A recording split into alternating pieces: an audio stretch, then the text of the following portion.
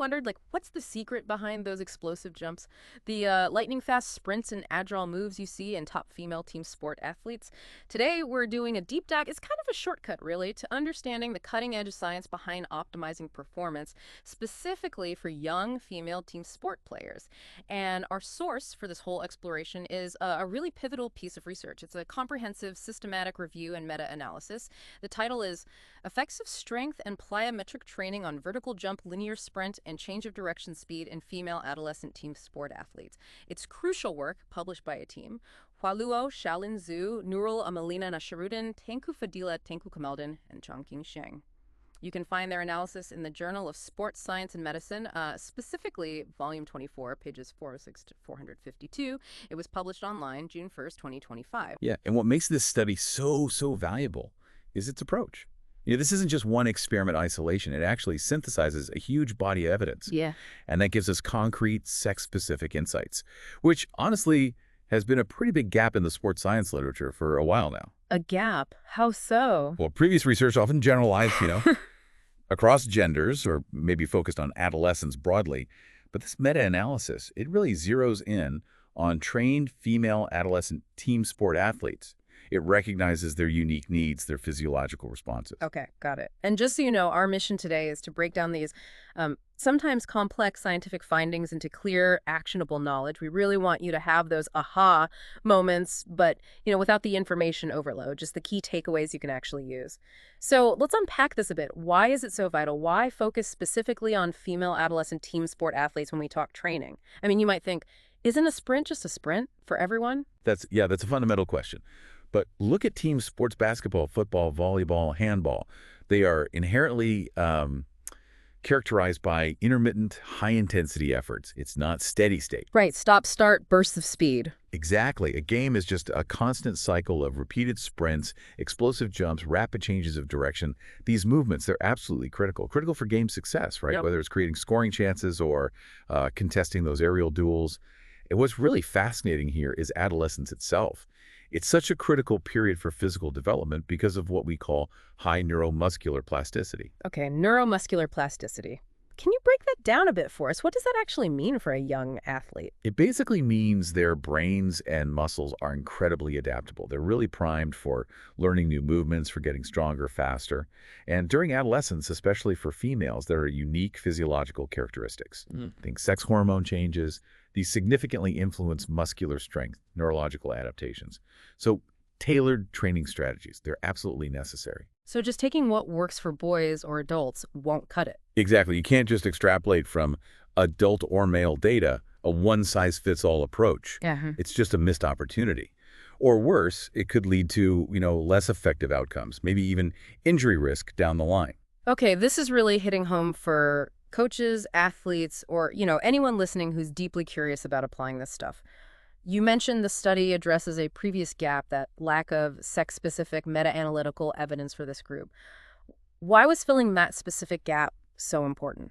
It's vital because, like I said, previous studies often generalized. Maybe they only looked at male adolescents, or they didn't properly distinguish between males and females in their results. And that can lead to, suboptimal or even inappropriate training recommendations for young women. Right. So this study fills a huge void. It specifically looks at trained female adolescent team sport athletes, and that trained part is key. Why trained? What difference does that make? Because their baseline fitness, their training history, it changes how they respond to new training compared to, say, untrained kids or just the general adolescent population. Understanding these sex-specific differences lets us build programs that truly maximize effectiveness and, importantly, minimize injury risk. Okay, makes sense. So our deep dive today is zeroing in on two major training types: strength training, or ST, and plyometric training, PT. Everyone talks about these, right? But before we jump into how effective they are, can you give us a quick outline? What does each one actually involve? What are they trying to achieve? Absolutely. So strength training, ST, fundamentally, it's about boosting athletic performance by increasing muscular strength, maximal power output. Think resistance exercises, squats, deadlifts, maybe weighted lunges. The main goal is building that raw power, that robust musculature. Okay, the foundational strength. Exactly. Then you have plyometric training, PT. That's different. It involves movements that enhance neuromuscular coordination and explosiveness. It works through these rapid stretch shortening cycles. Stretch shortening cycles. Sounds a bit technical. Can you paint a picture? Yeah, think of it like quickly stretching a rubber band and then letting it snap back with maximum force. So these are your jump training drills, bounding, hopping exercises, movements designed to improve how quickly your muscles generate force, react explosively. Oh, okay. Like training the reaction time of the muscles. Precisely. It trains the nervous system to be more efficient. And Mhm. this meta-analysis, remember, it pulled together findings from 26 randomized controlled trials that involved 705 female adolescent team sport athletes, handball, volleyball, football, basketball. So it's a really broad, reliable data set we're looking at. Okay, so the big question this research tackles then is, how effective are these two methods, ST and PT? And how do they actually stack up against each other for improving those key skills we see in team sports? Right, let's get into the impact. Starting with vertical jump, VJ, so crucial, right? Rebounding in basketball, blocking in volleyball. Well, both strength training and plyometric training showed significant and moderate effects, so positive results for both. Strength training had an effect size, or ES, of 0.74. That indicates a good, moderate improvement. Plyometric training showed an ES of 0.87, also a solid, moderate improvement. So both work well for VJ. Interesting. Okay, next up, linear sprint speed, LS. I mean, who doesn't want to be faster in a straight line on the court or field, breaking away, chasing down? Absolutely. And for LS, both training types proved highly effective. We're talking significant and large effects here. Strength training resulted in an ES of negative 1.26. Now, negative ES in speed means faster time, so that's a large improvement. Okay, big gains there. Yeah. And plyometric training, very comparable. An ES of negative 1.23, also demonstrating a large improvement. So for straight line speed, both ST and PT are clear winners. Wow, okay. And finally, change of direction speed, CODS. That agility factor, right, makes athletes so hard to guard, lets them react quickly. Exactly, that cutting ability. For SHUDS, again, both strength training and plyometric training showed significant and moderate effects. ST had an ES of NACS 1.6, and PT had an ES of MAGS 1.20. Again, negative means better, so moderate, but very meaningful improvements from both. So across the board, VJ, LS, CODS, both methods seem to deliver. That's the fascinating part, yeah. And a key takeaway from this study, they found comparable improvements for both ST and PT across all three variables. There were no significant differences found between the two training programs and their overall effects. It really suggests they're both powerful tools, equally effective, really, when applied correctly. Okay, this is where it gets really practical, especially if you're planning training programs. The study didn't just say if they work, but how to make them work best, looking at duration, frequency, total sessions. Precisely. Let's look at strength training programming first. For improving VJ, LS, and CODS, the key findings were interesting. Protocols with longer duration, so 10 weeks more, lower frequency, like 2 sessions or fewer per week, or fewer total sessions, maybe 20 sessions or less. These are actually more effective. Wait, lower frequency, fewer total sessions. That seems a bit counterintuitive, doesn't it? You'd think more is better. It does seem that way sometimes, yeah. But the thinking here is that a longer duration combined with lower frequency or fewer total sessions might allow for more adequate recovery time. Ah, recovery. And recovery is critical. It promotes those effective neuromuscular adaptations, those significant muscle strength gains. This adequate recovery lets the muscles repair and achieve what we call optimal supercompensation. Optimal supercompensation. Sounds like the body leveling up. It kind of is. It's when your body doesn't just recover back to baseline after training stress. It actually adapts and becomes stronger, more capable than before. This whole process is crucial for enhancing motor unit recruitment. Basically, your brain gets better at telling more muscle fibers to fire up. Boosting strength and power. Exactly. And without enough recovery, you might just be piling on fatigue without letting those crucial adaptations fully lock in. Right, just breaking down without the buildup. Pretty much. Now, for plyometric training programming, the findings were a bit different, contrasting with ST. For VJ, LS, and CODS, protocols with longer duration, so over 9 weeks or more total sessions, think more than 14 sessions for VJ and 18 or more for CODS were found to be more effective. So PT needs more time, more sessions. It suggests that, yeah, plyometric training seems to require more sustained, maybe more frequent stimulus over time. Longer training cycles, adequate stimuli.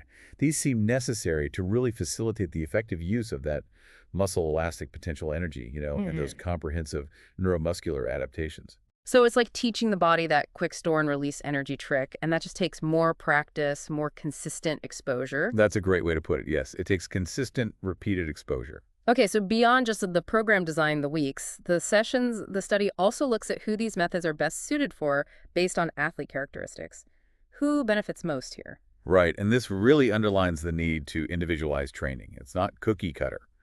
For strength training, the research pointed towards uh, greater benefits for linear sprint speed in athletes older than 15. And for both linear sprint and change of direction speed, taller athletes 163 centimeters or more seem to show greater gains. Interesting. Height matters there. It seems so. And across all three, VJ, LS, CODS heavier athletes, around 62 or 63 kilos or more, showed significantly better improvement with ST. So the takeaway seems to be that older, more mature athletes often adapt better to strength training, probably due to increased muscle mass, hormonal factors, the neuromuscular adaptations that come with biological maturation. Their bodies are just sort of more prepared for those heavier loads. Okay. What about plyometrics then? Does maturity matter as much there? Well, this is really fascinating. For plyometric training, the study noted that the effects of PT are not significantly affected by the athlete's age or biological maturity, their height or weight. Really? So PT works across the board? That's what the data suggests. It's a significant finding. It tells us plyometric training can benefit a wider range of these adolescent female athletes, regardless of those specific maturational factors. It seems like a broadly applicable method for developing explosiveness. That's huge for coaches dealing with mixed maturity teams. And one more fascinating detail for the team sports fans listening. Did any specific sport see bigger gains than others? I bet coaches are wondering if their sport stood out. Yeah, they did look at that. And handball players consistently showed a greater response. Handball, interesting. Consistently greater response to both ST and PT Yeah. across all three measures, VJ, LS, COD, compared to athletes in, say, volleyball, football, or basketball. Why handball, do you think? Well, if you think about a handball match, it's relentless, right? High octane. It's a constant cycle of explosive jumps for shots, for blocks short, sharp sprints, those lightning-fast directional changes to dodge defenders or create space. The study suggests that the inherent demands of handball just synergize perfectly with the adaptations you get from ST and PT. It's almost like handball is the ideal proving ground for these training methods. That makes a lot of sense. Okay, so let's bring it all together. What does this actually mean for you listening? If you're a coach designing programs, an athlete wanting to improve, how can you use this research? So the practical takeaways, they're pretty clear from this research. Coaches are strongly advised to use a periodized training approach, one that strategically combines both strength training and plyometric training. So not just one or the other, but blending them. Exactly. For example, you might incorporate strength training early in the preparatory phase. Build that maximal strength, that neuromuscular coordination foundation. Then you gradually add plyometric training into the pre-competition phase. That's to really hone explosive power, that sport-specific speed. Okay, sequence matters. Sequence can matter. Or, alternatively, concurrent training can work well. That means doing maybe 1 or 2 sessions of both ST and PT each week throughout the season. That can be really effective for maintaining that neuromuscular coordination while also minimizing injury risk. But, and this is crucial, training loads must always be individually tailored to each athlete's maturity level and the specific demands of their sport. Right, no copying and pasting programs. Definitely not. And just to reiterate those programming insights, strength training seems effective even with fewer weekly sessions, provided the overall duration is long enough. Plyometric training, though, seems to require that longer duration and more total sessions to really get the best improvements in athletic performance. Okay, let's make that even more concrete. Imagine you're coaching, say, a U16 girls basketball team. You've got a mix of players, right? Different heights, weights, maybe maturity levels. Knowing ST works with fewer sessions, you might schedule maybe 2 strength sessions a week, early season. Focus on building that foundation, especially maybe for your older, taller, or heavier players who adapt well to it. Then, as you get closer to games, you could layer in more frequent plyo drills, maybe 3 times a week, making sure everyone gets that explosive power boost because PT benefits them regardless of their maturity stage. It really shows how much precision can go into coaching, doesn't it? It's definitely not a one-size-fits-all playbook. Not at all. Good coaching requires that nuance. And this really raises an important question for you, the listener, to think about. How might understanding your own biological maturity stage, or your athletes, influence how you prioritize and structure these different training types in your own context? Something to mull over. Wow, what an incredibly insightful deep dive. Really digging into the science of optimizing performance for these female adolescent team sport athletes. We've seen how both strength and plyometric training are, well, powerhouses, and how tailoring that approach based on programming detail, athlete characteristics can really amplify the results. Indeed. I mean, this research provides concrete, evidence-based guidelines. It really empowers coaches, empowers athletes to make more informed decisions, and ultimately truly enhance those athletic capabilities on the field, on the court. It's about working smarter, not just harder. Absolutely. And if you're eager to really explore the methodology, dig into the detailed data behind all these findings, we strongly encourage you to read the full article. Again, it's Effects of Strength and Plyometric Training on Vertical Jump, Linear Sprint, and Change of Direction Speed in Female Adolescent Team Sport Athletes, a systematic review and meta-analysis by Hua Luo and colleagues in the Journal of Sports Science and Medicine. You'll find a ton of great info there. And of course, if you found this tap dive valuable, if you want more shortcuts to being truly well-informed on this kind of research, make sure to follow our channel, turn on those notifications. You really won't want to miss our next deep dive into the most compelling research out there. Until next time, keep exploring, keep learning. And remember, understanding the why behind the training, that can unlock truly exceptional athletic